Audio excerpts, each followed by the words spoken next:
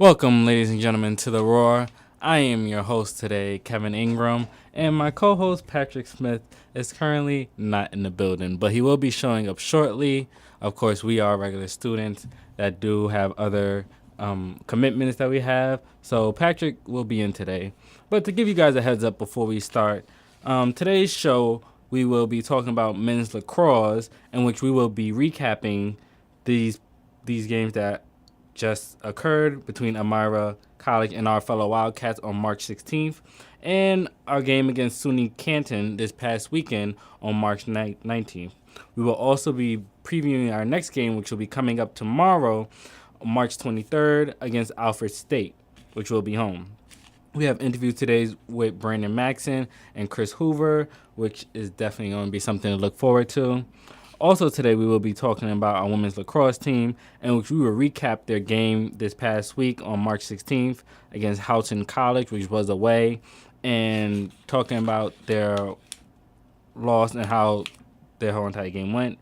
And we will be previewing this upcoming game against Hoover College, in which I have a wonderful interview with Miss Caitlin Shepard, one of our fellow Wildcats.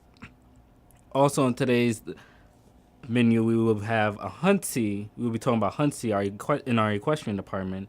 We will recap their show, which occurred on February 27th. We will recap their show also against St. Lawrence on February 20th, and qualifiers for the Huntsy Seat Regionals. We will be talking about our Western department, our equestrian, and we have a special guest coming in today from our equestrian department, but I will definitely not give that away yet. And we also have a new addition in which we will be adding on, and it is called our Paw or Nah. So definitely stay tuned and check out what that is all about. Welcome back, guys. We're back with men's lacrosse. So far this season, they have a 1-3 overall record with a .250 win percentage. They're still playing their early non-conference to start the season off.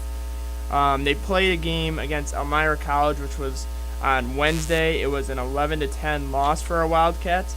It was in front of 50 fans. Casnovia was led by Ben Wilson, who had 3 goals on 6 shots. And Joe Tim had 2 goals and 1 assist. Brandon Maxson had 2 goals, and Eric Hanover had 2. Joe Delia had 3 assists. Looking at some of the defensive stats, though, Casey Daly had 6 ground balls and 3 caused turnovers. Brady Mitchell with 5 ground balls and 4 caused turnovers, and Kyle Kingsley with 1 goal and 1 assist. Elmira was led by Skylar Podolsky with 5 goals.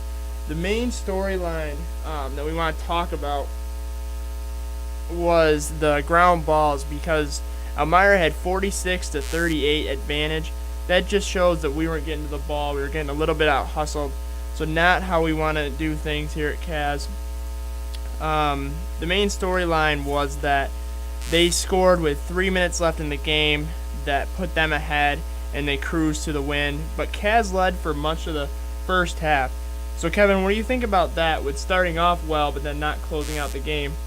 It just comes to execution, I think, at the end of the day. Because this looked like this was a really good game. Like, this was definitely a game wanting to be watched.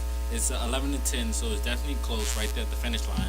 But unfortunately, our Wildcats cannot capitalize and execute and just hold on.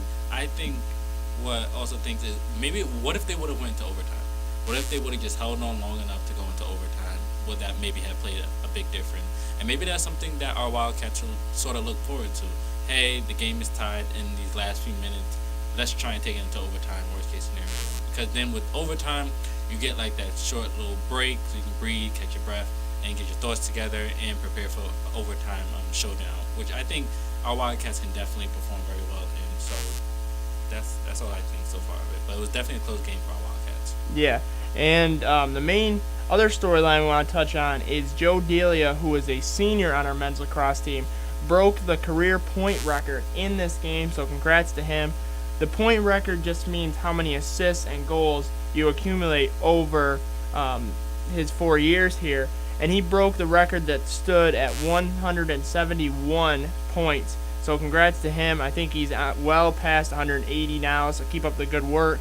So what do you think about that, breaking records? Oh, that's great. I mean, it seems like that's just what we do here at Casanova. Unfortunately, we don't have a lot of wins under our belts yet for the season, but it looks like every single time we turn around, every single time we come into the studio, definitely we talk here on the Roar, always somebody is breaking a record in the sports athletic department, whether it was swimming and diving who was doing it for a weekend, or whether it was Ryan Gavin who became Mr. 1000 this year, and now we have Joe Delia to add on to the roster. And I mean, this is really great. We have a lot of amazing athletes on all of our sports team across the board. Yeah, that's why when I was thinking of a title for this episode, I ended up coming up with Breaking Hearts and Breaking Records, because we got that first early win under our belt, which we're going to talk about here next, and we also are breaking records left and right. So congrats to all Wildcats in that regard. The second game we want to touch on is Saturday. They played at SUNY Canton. This was actually a 12-5 win for our Wildcats, so congrats on that. It was our first win. It was an offensive onslaught, to say the least. Kyle Kingsley had 4 goals, Joe Tim with 3, Eric Hanover 2, and Joe Delia, the guy we just talked about, keeps producing. He had 5 assists on the day. Some defensive stats: Chris Hoover, a name that we don't say much, had 6 ground balls and 4 caused turnovers for him. Casey Daly had 5 ground balls, and Brady Mitchell rounded out with 2 ground balls. So this story was a complete flip of their last couple. We won the ground ball battle. We got more shots. We caused a lot more turnovers, almost double the amount of turnovers. So an overall good win for us. They outscored Canton 6-2 in the second.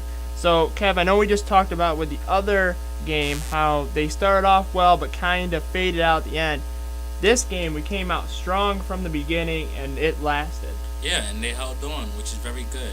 I definitely want to talk about how this is their first win of the season, though, because they're now 1-3 overall. But this is it's a good win. I spoke to some of the guys when they came back and throughout this week, and they're like really excited. They're very humble about this win, though, because they know where they're at overall sitting. But they're just very happy to finally have a win under their belt to take with them into their next game coming up tomorrow. Yeah, so good overall win, like we said. They finished off the game with 4 goals in the fourth to ultimately finish the game. It was a good, basically an easy win for us, but sometimes you need those easy wins on your schedule. We kind of call them cupcake games for a reason. They come in, they're easy wins, they get your spirits back up, you start getting confidence in what you're doing, and this obviously showed. Delavan was terrific in net. He had 7 saves. The defense took that dominating step that we knew that they had. Our offense was clicking. This was just a complete win for us. Yeah, but it's that probably they're gonna take that into this next game. Usually we talk about how some of our sports teams don't take what happened in their past games into their next matchup showdown, but I think they're definitely going to take this win with them into the next game because it's something that they can finally hold on to and be excited about. So they're definitely coming into the upcoming game this week with that motivation behind them. Yeah, and like we said, they play tomorrow night. We'll preview this game a little bit. It's our first home game, so if you're in the vicinity and you want to come watch our team, we play against Alfred State tomorrow night. Last year, these two teams faced each other, and it was a 16-11 win for our Wildcats. Brandon Maxson and Eric Hanover each had 4. Kyle Kingsley had 3 goals on the day. Alfred was led by Aaron Buck, who had 5 goals. So one of the things we want to touch on is, can our defense stop Aaron Buck? I mean, he had 5 goals last year. Can our defense step up and, take him out of the game? Oh, yes, they definitely can. And I think the reason why is because we have a lot of good athletes on our side. We don't just have like a handful, like 1 or 2. Like across the board, we have amazing men's lacrosse players that are going to play. So technically, we should be asking, will Aaron Buck and his team be able to handle our amazing athlete lineup coming in? So that's more of a question because he was the only one that led the last time that they had a show with 5 goals. And they're going to need definitely more than 5 goals to win this game. Yeah. Yeah, so good point with that. I mean, we don't give our team enough credit that we are athletes in our own right. People need to be scared about us instead of us being nervous about them. So, good point there, Kev. Can we continue this winning streak? Can we continue this trend from last year? Win another game against Alfred State. Do you think that we'll continue this trend of winning streak we're on? I'll have to see what happens tomorrow. It's a home game, so I'm definitely gonna try and go to it. But I'm gonna have to wait and see. We'll find out next week on the Roar what happens. But I'm definitely gonna wait and see tomorrow's game and how the results turn out. Okay. So we're gonna try something new here on the Roar.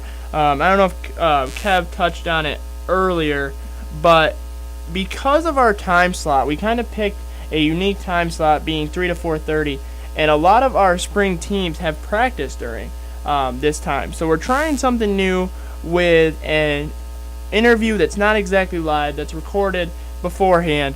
So if you hear any, if it's off a little bit or you hear any outside noises, just know that this is our first run with this, so we're still in the testing phase.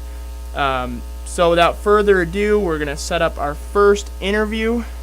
Pre-recorded first interview. Yep. So let me get this set up here. And here we go. My name's Chris Hoover. I'm a junior from Hamburg, New York, and I play long stick midfield. Okay, so the first question I want to ask is, how did your lacrosse career start? My lacrosse career started when I was 4 years old.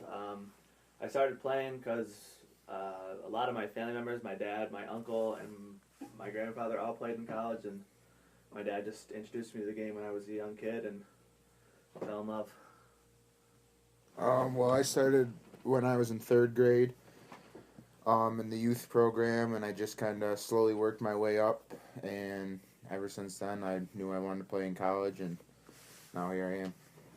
So you guys are both juniors here at Cas. What can you tell us a little bit about your experience thus far as a Casanova Wildcat? It's been pretty cool. Our freshman year, we had the first winning season in Cas history, which was cool. And then our sophomore year, we made playoffs for only the second time in history. We got a kid on our team who broke the school scoring record. Just been a couple cool experiences we've had. Hopefully this year we can make some more by winning a playoff game and just a couple other big things we can get done this year. Basically, my experience has been pretty good. I've met a lot of good people here. We've had a lot of success. I know the program was struggling before we came in. We were the biggest recruiting class that Cas has brought in for the men's lacrosse team at least. And all of us have stayed, and we've really progressed together and became a close-knit family. And I think that ultimately that's going to be what pushes us to the next level this year. So how's this year going so far for you guys? It hasn't really been the start we've all been hoping for. We dropped a couple close games to Marymount and Elmira and had a rough loss against Clark. But we got back on track yesterday when we had a good team win over SUNY Canton. Just a couple things we haven't really gotten going right, but we'll figure it out come conference time and we'll get it done. So one thing that's unique about you two is we have a defender and an offensive attackman in the studio. So can you tell a little bit about the difference in your opinions of both assets of the sport? First with attack. Well, like I said, I play midfield / attack, so I'm on offense, and it's just there's a big difference between offense and defense. I think especially on our team, I think both are very, very good. I think we have one of the best in each side of the ball in the conference, but basically, for those who don't know, offense is more of the scoring and passing and controlling the ball, where the defense is obviously stopping the other team from trying to score. So I think that when we combine our talents both on the offense and defense for our team, I think we're a really hard team to stop, and I think that's another reason that we'll succeed this year in the long run. on the defensive side, maybe I'd like Brandon and the guys to settle the ball a little more, not not shoot every time, but we like Brandon said though, we have a lot of good players on both sides of the ball. We returned 6, 7 all conference kids from last year, and yeah, like Brandon said, I mean I think we have the talent on both sides of the ball where we definitely should be able to succeed this year. Now, coming in, you guys are both leaders on this team without technically being a senior. So how do you think that plays in? I think for me, being a junior, kind of since we came in as freshmen, our coaches really told us that we were going to be the heart of the team, our freshman class. And right now we have 4 junior captains and 1 senior. And I think ultimately our senior captain is by far the biggest leader. And Kyle Kingsley, I think he obviously has the most respect on the team and everything like that. But I think a lot of guys look up to us, and I think it's easier for a lot of guys to relate, especially the younger guys and the juniors on our team, because we're around their age a little more. We got another year with them, so they know that we could do everything we can for them this year and then next year. So I think that just gaining their trust and their respect a little bit more is what ultimately we're trying to do, and just be the best leaders we can. For me, when I was a captain last year as a sophomore, and I was a little nervous being a captain, being one of the younger guys. This year, though, now that I'm an upperclassman, I feel like I can assert myself more as a leader. It's a big honor being a captain of this team, and I really enjoy going out every day and helping lead and just getting better every day with the guys. Okay. So we touched on the spring break trip a little bit. The games didn't go like you said, like you guys wanted. But how was the overall experience of taking a trip down to Florida for you guys? Ultimately, it was nice. My freshman year, we went to Pennsylvania for spring break, so it was just a short trip, not really much different than here as far as weather and things to do. And then sophomore year, we went down to North Carolina, so that was a little better, but we still got to go down for 2 or 3 days because we played our first game in Pennsylvania. But going down for a whole week in Florida was really nice. Get out of this cold, get to practice at some big-time places down there, and we played at some big-time sports complex, so it was really cool, getting to play in that 85-degree weather in March, where when you come back here, we're still playing in 40s and 50s all the way through to May. So I think it brought our team together a little more. I think we had fun. All the guys did a lot of things together, and I think it was a good start. Like you said, we went 0-2, unfortunately, and the games didn't go how we wanted them. But I think it was a big wake-up call to come back here and know that we had to work harder, and we aren't quite as good as we thought we were. And I think that was just a big wake-up call for the whole team. So I think all in all, it went well. Yeah, like Brandon said, obviously the games weren't great, but it was just nice, I think, for the whole team to get away from classes and, like Brandon said, get away from the cold. And we did a lot of team bonding things. We went and saw some movies, went to some restaurants, played a lot of mini golf, held some alligators.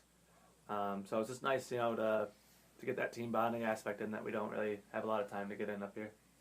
Cool. So what's your team's outlook for the conference season? So that's coming up quick. Well, we have 2 more games out of conference against Mount St. Mary and Alfred State this week and next week. So hopefully we can get 2 wins leading us into conference. But last year we took the 4th spot. We made it to the playoffs. And I think it was a big step for the school. I think it was a big step for the program making the playoffs. But obviously for a lot of us that's not enough. We expect to go there and win and hopefully get a conference championship, bring home the first one that Kaz has had for men's lacrosse, and ultimately go to the NCAA tournament. So I think this season a big focus has just got to be on, one game at a time. I think a lot of people were jumping ahead to just hopefully we make playoffs again, where I think if we just go one game at a time and, focus on beating each team, I think we'll find ourselves in a good spot. Hopefully, take either the 1 or 2 seed and get a home playoff game, play in front of the fans here, not have to travel to start. So at the beginning of the year, they came out with the first ever NEAC preseason poll. We were predicted to finish 3rd by Morrisville and Cuca. I think a lot of us felt, that we're now the underdogs, and maybe it'll give us a little leg up though when we go to play them and they're not expecting as much from us. But a lot of us, I think, we hope to be the 1 or 2 seed and win the whole thing. So would you guys say you're very confident about the rest of this season? Oh, yeah. Like I said, ultimately, your goal going into every season is win every game, but sometimes it's just not realistic, and I think a lot of us pushed ahead to the big jump at the end of the season instead of just focusing on every game. So I think now that we kind of settled down and we're taking this one game at a time, and we got our first win under our belt, I think that's going to boost a lot of confidence, especially from the young guys, and hopefully they'll, one step at a time, take us all the way to the conference tournament and hopefully the NCAA tournament. Yeah, I would say we're a pretty confident bunch. We got a lot of guys with a lot of experience in this program. And then we got our freshmen, our last game in our win, Joe Tim, Jeff Bain, Jesse Grove, all stepped up, played really big games for us. And I think with our combination of experienced leaders and young, talented freshmen, I think we have a pretty good squad. All right, so Brandon, this question's more direct to you. We talked a lot today about Joe Delia breaking the all-time points record. Is this a possibility for you down the road to take over that record from him? Well, I've been playing with Joe since my freshman year, and he's an outstanding player. I mean, the knowledge he has for the game is just very high, and he's a guy that, I kind of changed my game to learn to play with him and get both of us better. But as far as breaking the point thing, I think ultimately, that's always going to be Joe's. It's always going to be an accomplishment he has. Would I like to beat it? Yeah. I'm still a little bit behind, but we'll see. It's more about just getting the wins for me, but, scoring a couple points every game. Hopefully, maybe that'd be a good accomplishment and something to leave here with. But Joe's, like I said, an outstanding player, and he definitely deserves that accomplishment he got, so all props to him. Okay, so this one's more directed towards Chris. Your first 2 years at Cas, you played close defense, and this year you actually switched to long stick midi. Can you talk about the reasoning behind that? So the reason I ended up switching is, like I said, I was talking about Jesse. Jesse came in as a freshman, and Jesse's an outstanding player, so we knew we wanted to get Jesse in the starting lineup. So I moved up to long stick midfield where we had a vacancy, and because I'm a little bit faster than Jesse, even though he might not want to admit that. And it just really helped the team to have me, Jesse, Casey, and Brady, two other junior long poles out on the field at the same time, and just whatever can help the team, I'm more than willing to do. So when Coach asked me to switch when Jesse got here, I was all for it. Okay, so last question here. What does the future look like for you guys? For me, my ultimate goal would be win a conference championship. Obviously, I'd love to do it both years, but I definitely want to get it done at least one of these years. And I think as far as for the rest of this season, my biggest thing is trying to get the seniors out on a good note. Like I said, our senior Kyle Kingsley has been a leader and someone to look up to since I stepped on campus my freshman year. So I'd love to send him out with a conference championship and as many wins as we can get him. And then as far as looking down the road, hopefully just finish out my senior year, move on, maybe coach lacrosse down the road, possibly in grad school, and after that, and just hopefully always be involved in the game. Same like Brandon said, I really just want to win the conference title this year and really send our seniors who have just been a really positive influence on, I know myself and Brandon. They've taught us all a lot in and out of the game. And I would like to, obviously, like Brandon said, win the conference title next year too. I think that'd be a great way to end my career winning the NEAC. And then, I would like to coach too when I end up graduating from here.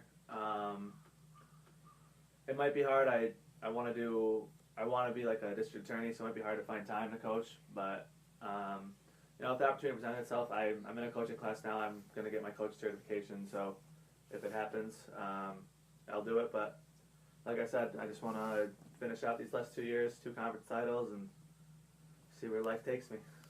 All right, so thank you guys. Personally, from the Roar, we want to thank you guys for taking time out of your busy schedule to come in to speak. We like to give our fans some idea of what goes on in not only the coaches but also the players' lives. So thank you for that. Welcome back to WITC. I'm Kevin Ingram, and right here I have a special guest with me. I'm really excited to have her. She's not just a women lacrosse player to me here at CAS. She's a really good friend I've gotten to know over these past 3 years. So why don't you go ahead and introduce yourself?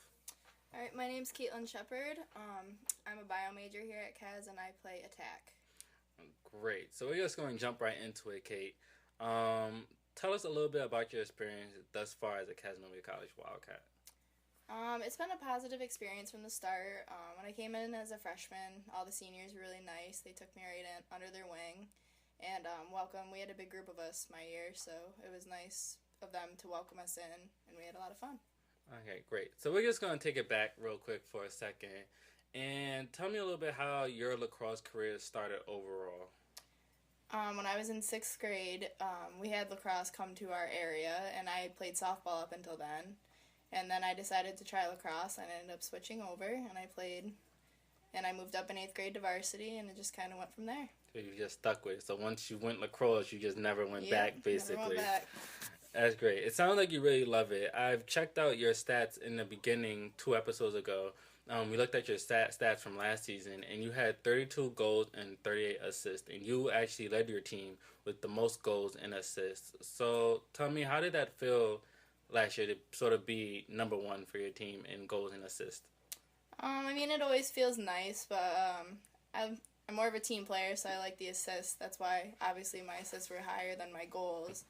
But it's nice. It feels good. I just like to help my team win, so whatever great. it takes. I've noticed in your past few games thus far this season, you've definitely had quite a few assists so far. You've had more assists than goals, I feel like, this season. So I've definitely been watching you guys play and stuff. So tell me, how did it feel to go away for spring break this year and play down in South Carolina? Because I know in previous years you guys have mostly stayed here in Casanova, New York, but this year you guys finally got to go out, get some sun, and some lacrosse simultaneously. So how was that experience? It was a lot nicer than staying on campus. It was a good team bonding experience. We had a rough start in the beginning of the week with our first game against Muhlenberg, but it got better against Elms. We got everyone scoring, got the attack flowing a little bit better. It went really good. I thought the week brought us closer together, so it was good to start the season like that. Yes, it definitely seemed like an experience. For those of you that don't know, a lot of our sports team for the spring season go away to like Florida and stuff, so this was the first time our women's lacrosse team has gone away, I know, in the past 3 years. So it definitely looked like you guys had fun. I know a lot of you guys as friends personally. You guys came back and told me how you guys rode bikes and was out on the beach and enjoying the wonderful warm weather. Now we're back in snowy Casanova. Yeah.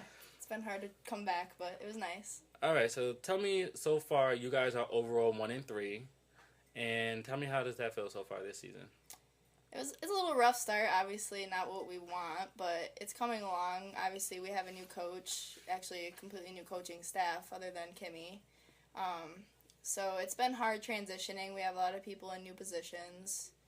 Just getting the attack flowing is kind of what we're lacking right now, but it's coming together, and when we start NEAC play, hopefully, since we've seen some harder teams, it'll help us in the end. Okay, so you've been talking about people that have now gotten new positions who have not been playing those same positions. It's been a very big switch up, I know, amongst you guys, and you have gone from low attack to high attack. So what can you explain to our viewers what's the difference between the two? So behind the net, playing like a low attack, a lot more feeding was usually what I played in high school, and then came in and played here at CAS. A lot of crease rolls and working with the crease, and kind of more of a playmaker than anything. Coming up top, coach has been trying to expand my game. So it's been difficult to transition, but I definitely appreciate her for pushing me to do that. A lot different type play. I mean, you're driving straight on the goal instead of around the crease. It's a lot different, but I've had fun with it. I don't know lacrosse like that. I've never played lacrosse, but I feel like because there are so many different positions to lacrosse. I feel like having you guys sort of switch up this year and play those different positions will probably make you guys even more deadly. If not this year, definitely next year, because you'll be more comfortable with switching up different positions. And I think that would definitely make you guys more deadly, because teammates from other opposing teams probably see, oh, number 22 is coming in as a low attack, when really you can be coming in as a high attack this time around, and just annihilating the game as you usually do. Yeah, I Caitlin mean, Shepherd. we've always been, there's always been a few of us that have been, points-wise, the leaders on the team, so it's nice to get other people scoring. Now, when we get face-guarded, we have other people that can step up and be threats, which is much more versatile amongst the attack. Yes, me and Pat have noticed that, because Alyssa Kistner and Madeline Brand actually scored goals this year, which is different because they've mostly been defensive players, but this year I noticed that they have gone in attack, and now they're starting to get more goals on their collegiate score. So definitely looking out for the changes that are coming with this team, and hopefully you guys start bringing more in. So now I want to know, what do you think of the freshmen this year? The freshmen this year, we have a lot of talent coming in. Emmeline Goodman, we have Haley Rogers and Gianna Dix. They've all been stepping up, really showing their worth in practice, stepping onto the game field. I mean, you can tell where they're a little nervous at times in the beginning, but they're starting to fall right in. They're looking good. I think it'll be good for us. Oh, yes. We'll definitely keep an eye out for the freshmen, just as much as we keep an eye out for you big score upperclassmen. So before I let you go, Kate, I know you're probably a really busy person. When you guys warm up, you guys have this really cool, dope playlist I've noticed over the past 3 years. And it's better than some of the other teams' music, except for basketball, women's and men's, because I did theirs. They're definitely very good, and I really like it. It gets me energized when you guys are stepping on the field. So do you specifically have a favorite warm-up song that you maybe like to listen to before you go into a game, or you're listening to maybe in a locker room? Specifically, when I have my headphones on and I'm walking on the field, I like to listen to Kid Rock. It's like a personal favorite from high school. It's just always stuck. But Amaris and Deja both do a good job setting up the playlist, and we have fun with it. We have some songs that are specific for our team, I guess. We've kind of, picked up over the few years, but yeah, no. Well, definitely. Now, this upcoming week, you guys are playing home for the first time this season. And last time you guys played Hilbert, you guys won, if I'm correct, 9-4, I think was the overall score. So are you looking for a second win, possibly? Oh, yeah. That's our field, and we're going to show everyone this year what we're made of. I know we started off a little rough, but we're better than what we've proved, so. Right. I'm really excited. I'll be there. I mean, I know all you guys on the women's lacrosse team, and I know if I don't show up, I'll definitely meet a couple of rackets. Definitely won't so I will definitely be there this Wednesday as you guys play at Chris Staples Field for the first time this season, and see what you guys bring to the field. So I want to definitely thank you for coming in and talking to me on this interview, Kate. Yeah, thank you. Welcome back, ladies and gentlemen. That was a wonderful interview that I got to do with Miss Caitlin Shepherd from our women's lacrosse team. And let me tell you, Pat, it was a lot of fun working with Kate on this interview. This is the first time that me and Pat have ever done interviews, mostly on our cell phones, and pre-recorded it for our episodes. So it was definitely an interesting experience, and it definitely helps us out because, like we said, we're all students and we're all very busy between academics and our extracurricular activities. So sometimes it's really hard to get people to personally come and sit in the studio and gaze their eyes on me and Pat's most wonderful faces. So sometimes we have to conduct interviews behind the scenes as we're preparing for our next episode. But it was definitely a lot of fun having Kate come, but unfortunately we could not physically have her in the building. So we're going to recap women's lacrosse game against the Houghton College Lions that occurred March 16th, which was this past Wednesday, and it was an away game. In the first half, the score was 0-2 in favor of Houghton College. Leaders in the first half was Miss Tori Sparrow and Jennifer Zahinger. Most of the action that took place occurred in the second half, though. So our first half of that game, there wasn't much going on. But in the second half, Miss Caitlin Shepherd, who I just had an interview with, started off great and amazing with the first goal of the day for Cass, which she did unassisted, making the score of the game 1-3 thus far. Houghton's Chandler Jones responded with an unassisted score, making it 1-4 in favor of Houghton still. Caitlin will respond approximately a minute and a half later with a goal, making the score 2-4, but still in favor of Houghton College. 4 more goals will be made by Houghton College Lions, making the score 8-2 overall before Cass will respond.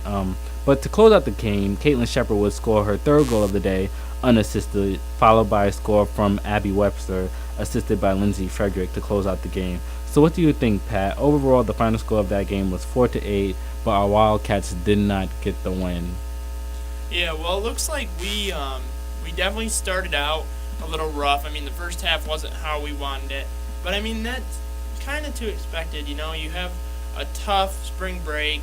You come back, you're trying to get stuff squared away with classes and everything else, and then you have to go and play a game that's 2 hours away.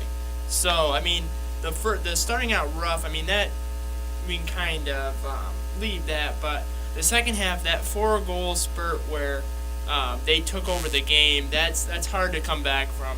If they start going on a roll like that, you need to score to keep yourself in the game, and I just don't think we did that in this game. No, we definitely didn't. But it was a close game at first. I don't think anybody expected the final score to be 4-8. But they held on in the first half. The score was only 0-2, and you can always have a comeback in 0-2, especially in the cross. So they weren't like in far reach. But unfortunately, somewhere halfway through the second half of the game, Houghton College just grabbed the torch and ran with it.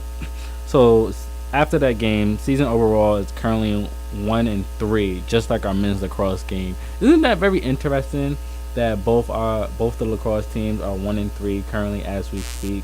Yeah, it's unique how that they coordinated with that. I'm sure it wasn't planned. They both want to be 4-0 at this time, but 1-3, it's not a bad way to start off the year. Yeah, they still have a couple of games to come up. You know, maybe it was like the summer weather or something like that good old southern weather. Because our men's went down to Florida, if I'm correct, and our women's was in South Carolina. So maybe that's what played it off. But this upcoming game, they will be playing at home on March 24th, which is a Thursday, and it will be the first game of the season at Chris Staples Field. They will be playing against Hoover College, and the last time our Wildcats met Hoover College was March 31st of 2015, and it was a away game in Buffalo, New York, in which we over here in Wildcats won 9-4. It was like total domination this game basically. Deja Warren, she scored first for the Wildcats that day, unassisted. Miss Hannah Delaware with an assist from Mackenzie Brissett. Caitlin Shepard scored with an assist from Mackenzie Brissett, and Abby Webster scored 3 times, with 2 of them unassisted and 1 of them with an assist from Miss Caitlin Shepard. Mackenzie Brissett scored also that day 3 times with an assist from Caitlin Shepard, assist from Abby Webster, and 1 unassisted. So overall that day, Kate gained 3 points total between her goals and her assists. Abby gained a total of 4 points that day between her goals and her assists, and Mackenzie Brissett totaled it off with 5 points that day between her 3 goals and her assist. So it looked like it was a good turnout the last time they met. Do you think they'll be able to definitely do that again, Pat, based off of these stats? Just looking at some of the names you said, most of these players are returning, so it's going to be easy to say have the same game as you did before, and it looked like it was a total domination on our part, and I mean hopefully that continues. I think that they're going to be looking for that because Houghton didn't go like we wanted it. The games in Florida or South Carolina didn't go as we wanted. So I think this game is one that they really want to win. They want to win like they did last year. I mean, pretty convincingly.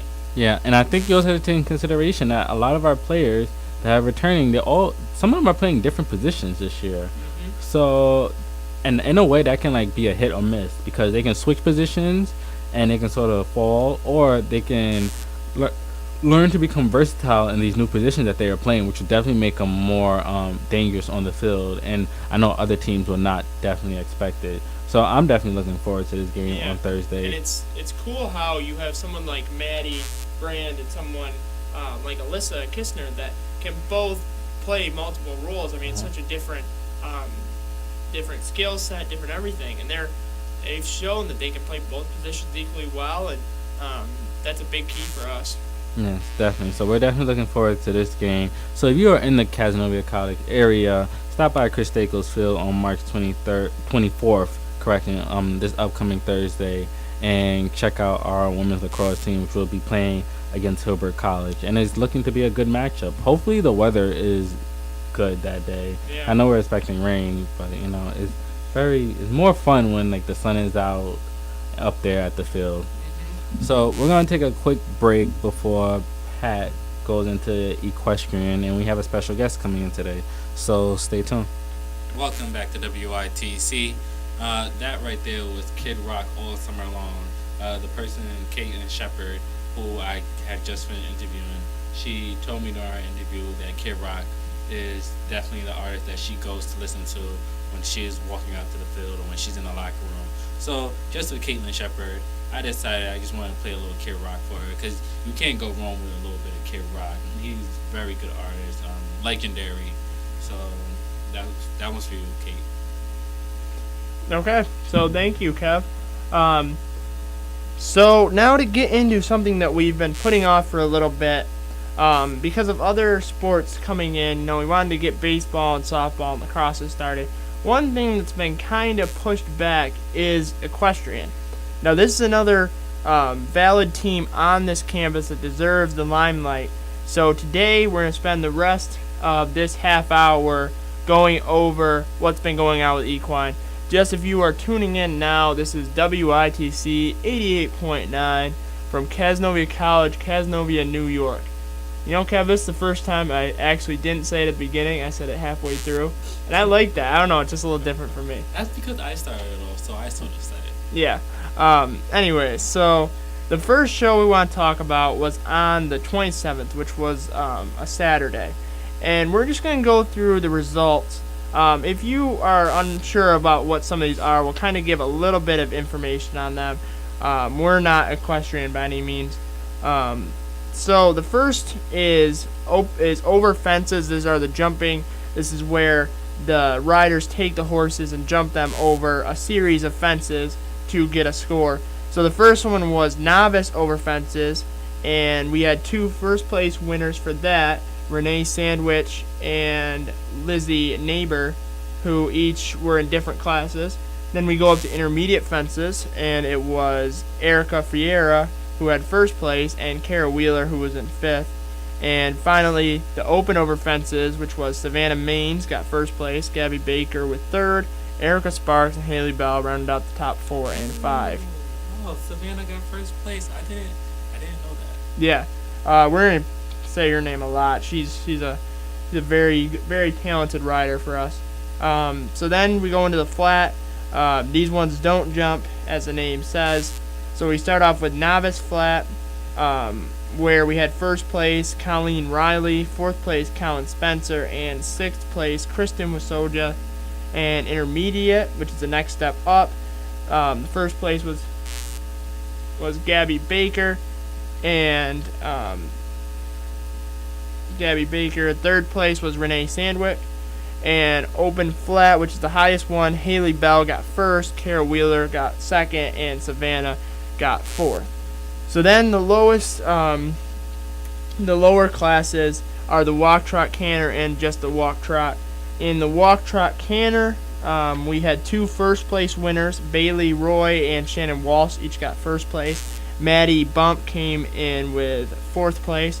And finally, the walk, trot, we had 5th place Megan Stratton. A little key fact about your host here, I actually was on a walk trotter last year for about 3 weeks, I think.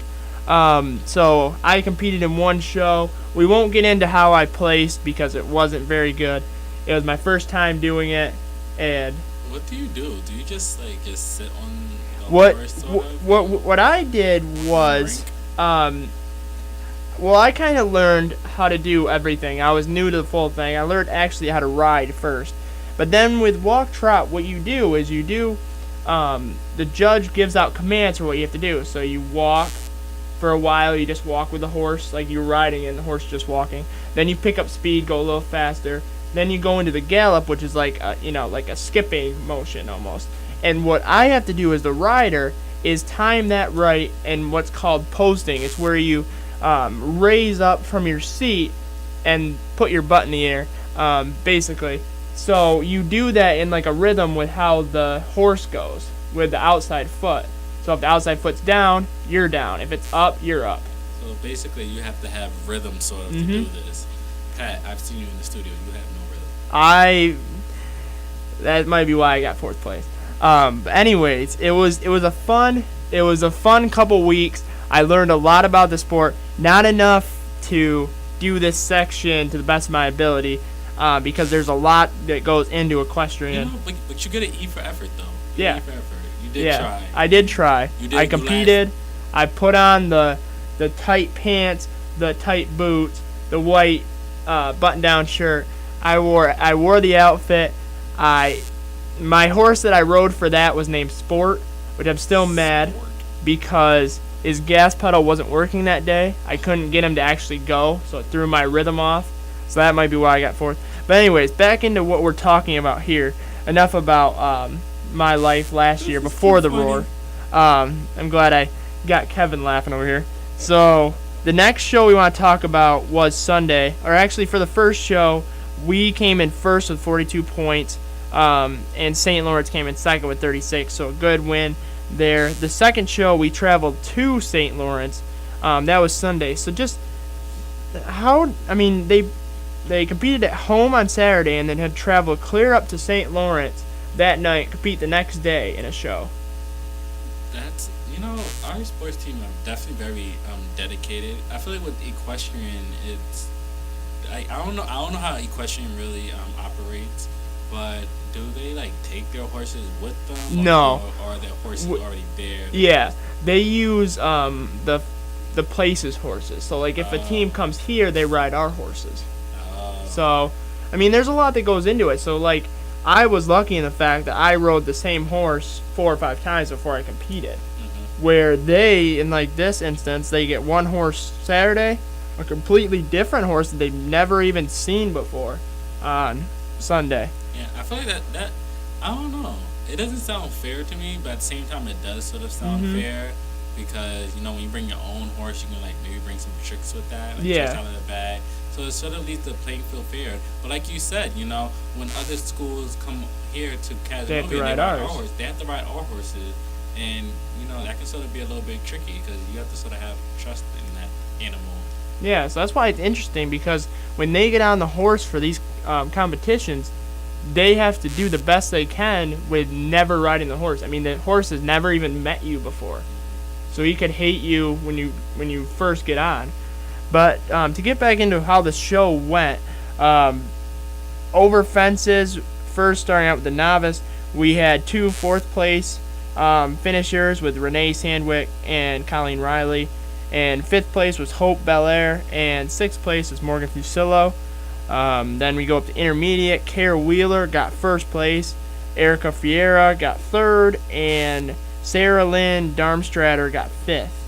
And in open, Haley Bell got 2nd. Savannah got 4th. And Gabby Baker got 5th. So as we move into flats, first the novice flat, we had 3 competitors place 2nd in this one. Lizzie Neighbor, Molly Gilday, and Colin Spencer all at 2nd. Kristen Wasoja got 4th. Intermediate flat, which is the next step up, Keely Gambino got 1st, and Renee Sandwick got 6th. And finally, for open flat, Haley Bell got 2nd, and Savannah Maines got 2nd.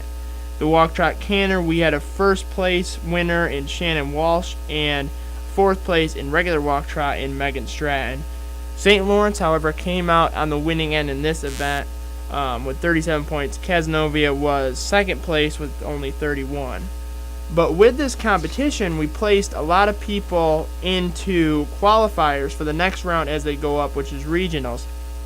So as we go through this list, Gabby Baker got it for intermediate fences, Haley Bell for open flat, Jessie Berman for novice flat, Kirsten Duggleby got intermediate flat in fences, Erica Ferreira got intermediate fences, Tori Graham and Melissa Lavicott each got walk, trot, canter. Savannah Maines got open, flat fences.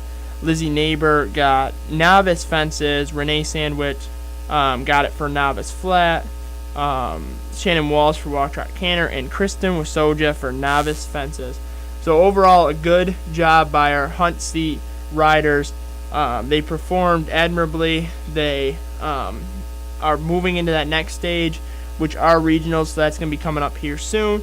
Then they'll go on to the next round, and finally, if they're good enough, make nationals. So we're hoping we can get a couple, if not all of these riders into the next round. So now as we go into... I find very interesting, Pat.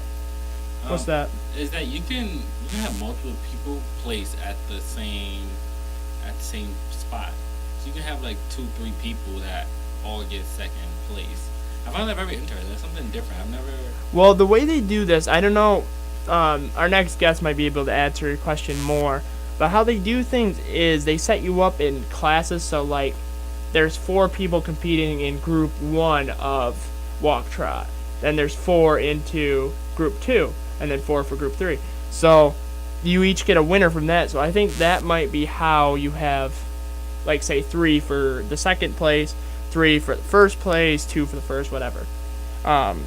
So now as we go into Western, this is the other side of the barn, as it were, in terms of where the horses are. They competed this past weekend in the Zone 2, Region 2 Regional Championships. And starting off with intermediate horsemanship, we had a champion in Dana Reynolds. Nicole Senge got reserve. Colin Spencer got 4th. Catherine Meyer got 6th. And Marie Monero got 7th. Then we go up to novice horsemanship, where we had a champion in Kendra McDonald. And 4th place, Molly Diaz. Then advanced horsemanship, which is the next step up. We got 3rd place, Kelsey Keithley. Then we go into horsemanship, where Dylan Dabrowski, you might remember him from, we had him on the show a couple weeks ago. He got champion in that event, and Allie Austin and Kristen Wasoja got 3rd and 4th. Then open reining, Dylan got 2nd, and Kristen Wasoja got 3rd. And in the final team thing, because their season ended before hunt seats, so they finished 3rd in the standings. So it's not exactly where we want it to be, but instead of that, we had the high point rider standings. We've been kind of filling you in on how Dylan's been doing all year, and he actually was the champion for this. So he will be going to nationals for the high point rider and also for other things, which we'll touch on in a minute. So congrats to him for that. Kristen Wasoja got reserve champion. Allie Austin came in 4th. And then this past weekend, they competed at semifinals, and Dylan won for open reining, so he'll be going also for that and open horsemanship. So he'll be competing 3 times in that. That's really good. That's definitely a I didn't expect that, really. I mean, equestrian is just a very interesting sport that I'm starting to get used to talking about because of the roar. But, big congratulations to him for going out and qualifying for these championships that come out, especially it being his senior year. I mean, that's like the golden way to sort of go out. Oh yeah, definitely. In your senior year is not only to make it to the championship, but because of this athletic sport, you can be a champion in you can qualify for multiple different sections for equestrian. So he's definitely doing it big. And I remember you saying this when he was here, Pat. He's like sort of like an underrated superstar sort of, and on campus when you see him like on Dynamo and stuff. But I've gotten to know him, and because of the Raw, I like say hi to him in the hallway. So I'm definitely looking to congratulate him in person and give him a shout out from the Raw on his accomplishments so far, because he is just excelling and he just keeps going up and up. Well, the thing, and I just found this, that he is going for 3 different things, like we said: the open horsemanship, open reining, and the high point rider. He will be competing at the IHSA Nationals in Lexington, Kentucky on May. You think they got good fried chicken down there? Probably, if the name says it. Which is May 5th through the 8th. So congrats to him We're very proud of him at the Roar. We were honored to have him in for our first ever episode. He was definitely the perfect person to have come in. And so we're actually thinking we might have him in here in a couple weeks. Just to congratulate. Don't give the surprise away. It's like it's still True. a surprise. Strike that. Rewind a couple seconds here. Then we'll get back into what we're talking about. And we're having an interview here soon. It's with an equestrian rider, but we told you how busy they have been recently with winning all this stuff. We'll go to a quick break while we wait for her to get settled in. So stay tuned. So welcome back, folks. We're still in the process of waiting for our next guest. So we're going to get right into our next segment.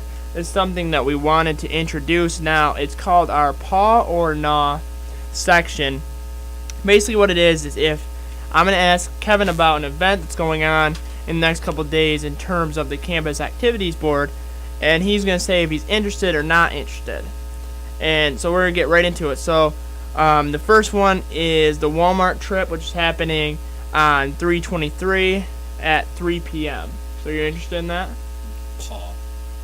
Definitely? Yeah, definitely. Because when they go to Walmart, there are also other things sort of around, if I'm correct. Mm-hmm. There are other shops around. So you don't have to just go to Walmart. You can go to a lot of other stores. And you can never go wrong with Walmart. They always got a whole bunch of nice stuff in it. Yeah. Roam around. And us college students, we always need stuff. So Oh, yeah. there's a lot of benefits that come with it. And if you don't have a car, that's where it also comes in handy. So you get to get off campus for a little while and go shopping. Yeah. So then the next one is this weekend. They're playing the Sisters movie on campus. All 3 days. It's 10 o'clock on Friday and Saturday and 8 o'clock on Sunday. What's your verdict on that? Nah. No, not really. I don't think I'm gonna go see that movie because in the previews to it, like I've been seeing on TV, it just doesn't look that interesting, really. But to go watch, I've been to a lot of the cab movies that they have showed. I saw Straight Outta Compton here. I was dragged to 50 Shades of Grey, but I don't know. Sisters it doesn't look like that interesting of a movie, so I'm gonna say no. But it's definitely something to go out and see if you don't get to go out to the movies much. It's definitely somewhere you can go and chill, and it's always very relaxing in there. So Yeah. check it out. And then the last one is the orientation advisor sign-ups will be starting next Tuesday. Or no, Monday. I have that wrong. Monday. So is that a paw or not? I know you're a resident advisor on this campus, so you won't be able to. But I'm here regardless. But Yeah. I'm gonna say Paul for the simple fact it's you play a really crucial role sort of when you're an orientation advisor because you sort of set the tone of what that person next 4 years sort of is about, and you are the pre-sneak peek before everybody comes on campus as friends-wise. So it's definitely very big because you're welcoming the new community people, new people to our community, and leaders too, our future leaders, whether it's future leaders on this campus or future leaders in this world. You never know who is going to show up for orientation week, which is really exciting. I sort of like orientation week and seeing all the fresh faces on campus and watching them sort of go out into the world. It's very funny and entertaining. yeah. It's definitely really cool. It's something to sign up for. Okay. Put it on your resume.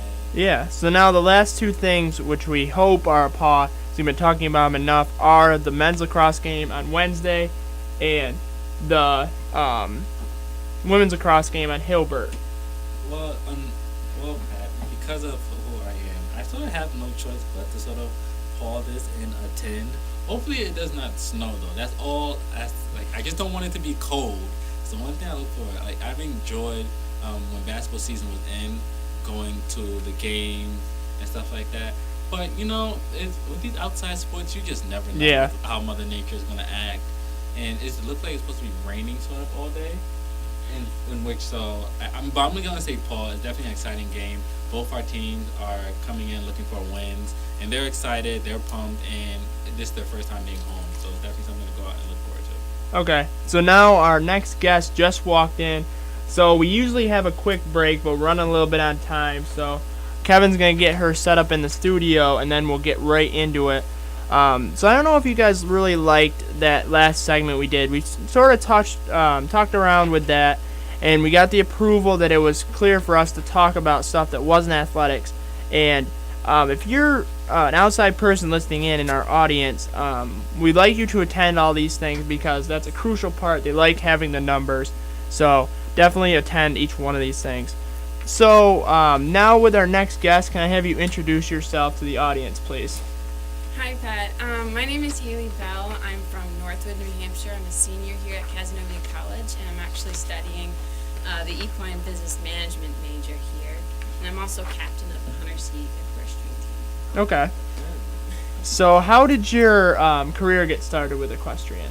So my mom used to ride, and she stopped when she went to college. And so when I came along around 5 years old, she started me, and I've loved it ever since. Yeah. So now as we look at the season that's been going on, can you tell us a little bit about this season so far for you guys? So we were really close, neck and neck with St. Lawrence, our rivals this year, and it was just a back and forth battle. They would win one horse show, and we would win the next, and it was just kind of a back and forth battle. And then the last horse show, they got us, but we actually ended up sending off 12 regional riders to regionals, which is in 2 weeks from now. Oh, very cool. So, like we said coming in, that freshmen make up a valuable part of your team. Can you tell us a little bit about this incoming class of freshmen? So, yeah, that was a lot what people told us. Our senior class was one of the biggest coming in, and there's a lot of us leaving the team due to graduation. So this new crop of freshmen, there's about 30 of them, and that was really good because they can now replace what we had and then hopefully keep bringing more and more freshmen in. But they're a good group, and they're listening, and they're learning, and hopefully they can just keep going. Okay, so Haley, I'm gonna ask you a question now. So me and Pat sort of talked about this before you came in.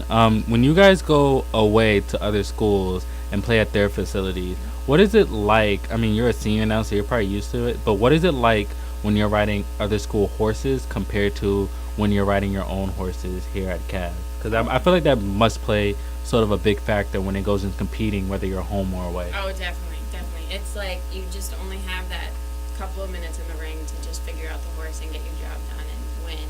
So it is hard, and it's easier for us here at CAS because we have our lessons and we have team practices, so we get to move around on the horses all here. So yeah, when we're going to schools, it is a little bit nerve-wracking, especially for the freshmen coming in too, because they don't really know, like when we go to Geneseo or when we go to St. Lawrence. So yeah, with being a senior, like I'm kind of used to like the crop of like Geneseo horses are a little bit harder to ride because they're not as tuned up as like our horses, and then St. Lawrence are kind of like horses are like the same level as ours. They're a little bit bigger. They're more like warm blood type horses, and so they're kind of a little bit easier to ride because they're more like our horses here at CAS. But yeah, I would just say like what I always do is you just kind of got to get on and not fight with the horse and just do your job and try to not interfere. Okay. So we had Dylan come in a while back talking about what the average day is for you guys. Is there a lot of difference between a Western and a hunt seat in that regard? Like for the horse shows? For just an average day. So like today. Is there much of a difference between the two things? For school life, not really, but yeah, a little bit different for them versus like if they go to the barn to have a lesson, their lesson is a little bit different because they don't have to like set jumps or anything, so they go a little bit later, but they like run a little bit longer since they don't have to like jump their horses and stuff. So in that sense, like we get there a little bit early and then kind of leave earlier, but they get there later and then leave later. Okay, we thought we'd ask that just because I know there's a lot of difference between the two things, between hunt seat and Western. We were wondering if there was added stuff with the average day, if there was that much of a difference with that. Yeah, I mean, there's like more classes, like for specifically talking about the horse shows, there's more classes. Oh, okay. Like the English horse shows, so they definitely take a lot longer than like a Western horse show. But with the day, like regular just going to the barn, it's kind of the same except for like time. Okay. So we touched on regionals a little bit. Tell us about the experience of representing not only your team but the whole school in that competition. So yeah, for us it's really hard. Regionals only takes the top 2 spots in each class, and so it depends on how many have qualified in that region. So it's kind of disappointing, like when you get a 3rd place ribbon and you just like miss it by 1 spot. But in the end, like you just go in the ring and just know like you're gonna do this for your coach, you're gonna do this for your family, or just do it, have fun, or if it's your senior year, just go all out, or if it's your freshman year, you're just getting like your feet wet. Yeah. So it's basically like a regular show. It's just when you're in the ring, it feels like an average show. Is that what you mean by that? Yeah, it does feel like I'm a show. I don't like to. Since I've been showing since I was 10 years old, I've kind of like gotten into the mindset to help my nerves. Just like treat each show as each show. Like you just ride your best every single time. You don't like put more weight on it, or you don't like factor in like, oh my gosh, like my horse is like harder for this. You just go in and just do what you normally do, and that just helps me with my nerves, and then that's what I tell like my teammates and stuff, and that helps them too. Okay. So to kind of wrap up the interview today, what does the future look like for you? Have you looked towards the future yet? Yeah. So I am definitely going to be working in the hands-on sector in the equine industry, and don't want an office type of job. I do have a job offer from the guy that I worked with. I worked for a amateur Grand Prix rider down in Alpharetta, Georgia. I interned with him last summer, so I'm going to be going there after staying a little bit at home and riding some horses that I have up here at home to horse show, and then I'm going to go down there and then hopefully go pro in the next couple of years. Well, that's very cool. We are very glad to hear that. So we want to thank you for coming in, taking time out of your busy day to come and speak with us. We know the fans really like to hear more from equestrian because they may not know a lot about equestrian stuff. So we're going to have a quick little break, and then we're going to close up this episode, so stay tuned. Okay, so welcome back. We want to thank Haley Bell for coming in to speak. That was a great interview. Yeah, that was great. I like when we have our equestrian riders come in and talk to us, because we have not had them a lot lately, and the way that their schedule is definitely different than all of our other sports schedules, because they sort of have one game like every week or whatever, where our equestrian can sometimes go 2 weeks without having a showing, and then we're trying to catch up and stuff like that on their information from their riding, whether they're home or away. So, but it's definitely always fun to have equestrian riders. And after talking to Haley Bell, she gave us a couple of names. So we're definitely going to check out other equestrian riders to come in and sort of talk about their experience so far being a Wildcat. Yeah. So congrats to all of you guys that are making regionals and nationals. Congrats from the Roar to you guys. So now to close out the show, we're gonna have Kevin's 30 seconds of airtime before we close. So here's Kevin. Yes, the best part about this feature, of course, is I don't have to talk about nothing athletic, and I'm definitely not going to do that today. But because instead, we're all things news athletic-wise, but we also look at everything across the campus, within our town, within our state, or even this country and as the world. So today, earlier this morning, I unfortunately woke up to not so much good news of an explosion that occurred out in Belgium, Brussels, their capital, at their airport. And so for those lives that were lost, those that were injured and affected by this, for my 30 seconds today, I just sort of want to have a moment of silence for those people.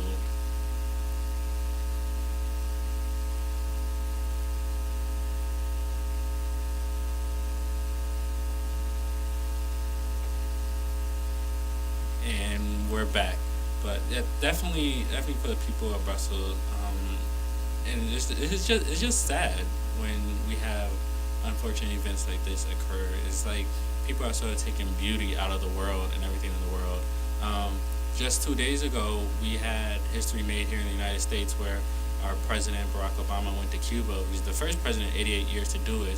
And then, I think as a country, we're sort of very happy about that. And we're bettering relations with other nations. And then 2 days later, for this to occur, yes, it was not on American soil, but there are people just like we are over here. They eat, sleep, and breathe and live life every day. And unfortunately, somebody took quite a few lives away today. So definitely want to send prayers out to the people of Belgium and Brussels that are affected by this. Yeah. Well, thank you, Kevin. That was a good 30 seconds of airtime. It was one that was needed to be said. So now as we kind of close off this episode, we want to thank all of you listeners out there for taking time out of your busy schedules to listen to us on Tuesday afternoons. So you can view this episode. You can either hear it live on TuneIn.com or the TuneIn app, or we will have a podcast up on the website, on Casanova Athletic website, on their YouTube channel, so you could also listen there if you want to hear all things Roar. We also have a Twitter page that... Oh, yeah. We're going to be putting up a poll today on Twitter for Athlete of the Week, which will be featuring Dylan Dombrowski for going to national, Miss Caitlin Shepard for her game against Houghton College, and Mr. Joe Delia for his career point records that he set this past week. So those will be our athletes for the week on this week's poll. So definitely go and check it out and cast in your votes, and we'll announce the winners next week. Yep. So we also will use our Twitter page as some hints for next week, for upcoming episodes, or if you want to tweet at us with your own ideas of what you want us to say or do on the air, and also if you have ideas for who we should interview, we're open to all suggestions. So yeah, if you want to go on our Twitter page, and we check it out. Yep. Yep, we definitely do. So with that, we want to say good luck to all the Cas College teams. Roar will be in the house for both the men's and women's lacrosse games. If it's not me, it'll be Kevin. So we'll be there scouting you guys out and looking for a good show. Yeah, definitely. So now, without further ado, we're going to go on a 7-day break, and we'll see you next week. Same time, same place. Saying bye, Kevin. See you later. All right, see ya.